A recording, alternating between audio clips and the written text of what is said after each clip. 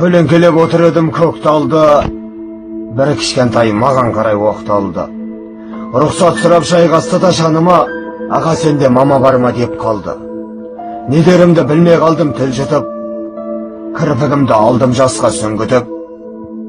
Бір сұрақпен жылатып ап балақай, енді менің жауабымды тұр күтіп. Үндемедім, жауап қатып нетемін, халі таныс бұл кішкентай көкенің. Анам бар деп айта алмадым, амал не, білем оның анасы жоқ екенін. Анасы оның мәңгілікке аттанған, әкесі жоқ, темір торда сотталған. Екеуінен бірақ темде көз жазып, жетімсіріп қалған сол ғой тәтті арман. Бүгін кешке мамам үйге келеді, деп балақай тәтті үмітке сенеді. Мамаң сенің жұмысына кеткен деп, атасы оны алдап қойған себебі. Кішкентай ғой, оған қалай нанбасын, күніп жырау тағдыр басқа салғасын.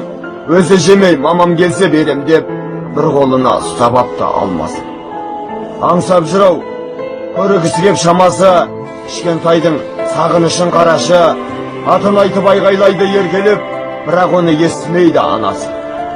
Өтсін көктем, өтсін қыс, жаз күз мейлі, байқұс бала үмітін еш үзбейді.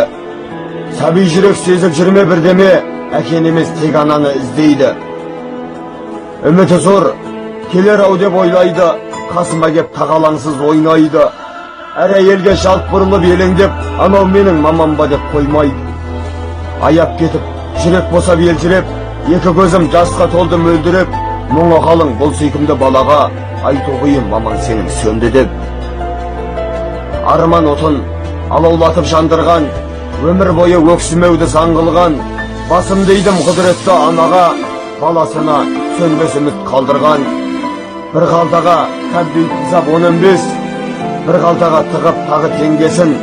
Байғұс бала күтіп отыр анасын, қайдан білсін бүгін тағы келмесін. Ештеме де айта алмадым балаға, жетімсіреп қалып кеткен далада. Тек тағдырға қапа болдым ішімнен, кішкентайды зар қып қойған мамаға.